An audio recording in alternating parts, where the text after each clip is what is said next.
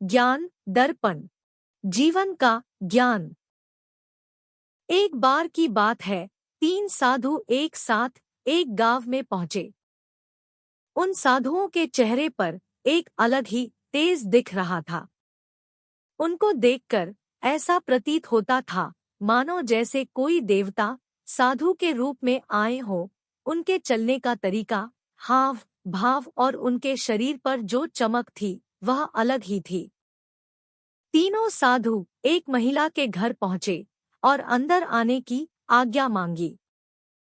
उस महिला ने कहा, मैं आप लोगों को पहचान नहीं पाई हूँ। आप लोग किस उद्देश्य से मेरे घर आए हैं और मैं आपकी क्या सेवा कर सकती हूँ? साधुओं ने कहा कि हम आपके यहाँ आना चाहते हैं। हमारे नाम इस प्रकार हैं, मुझे धन कहते हैं, इन्हें सफलता और इन्हें प्रेम कहते हैं। स्त्री ने आदर सहित तीनों को अंदर आने का न्योता दिया।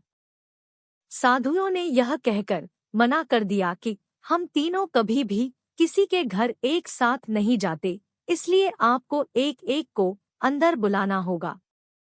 आप पहले अपने पति से विचार विमर्श कर ले, उसके बाद ही हमें अंदर आने का न्योता दे।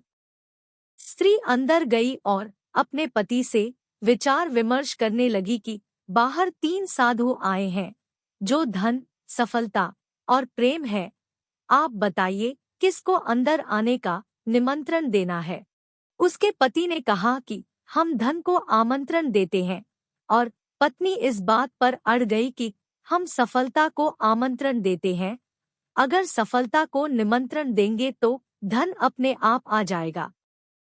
लेकिन पति का कहना था कि सफलता को आमंत्रण देने पर हमें परिश्रम करना पड़ेगा, तब जाकर हमको धन मिलेगा। बहुत देर तक उनकी बहस चली पर वह किसी नतीजे पर नहीं पहुंचे और उन्होंने यह निर्णय किया कि धन और सफलता को एक साथ निमंत्रण देंगे। जिनमें से जो आना चाहेगा हम उसको अंदर ले लेंगे।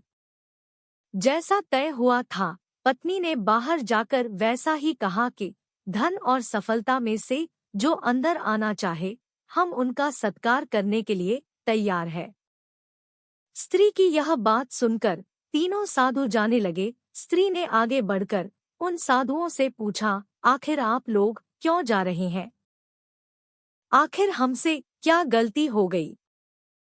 साधु ने बड़ी विनम्रता से कहा, हम उसी घर में प्रवेश करते हैं जिस घर में सबसे पहले प्रेम को दावत दी जाती है, और जो लोग लालच में आकर सफलता और धन को पहले बुलाते हैं, हम उनके घर में कभी कदम भी नहीं रखते। इस प्रकार तीनों साधु वहां से चले जाते हैं।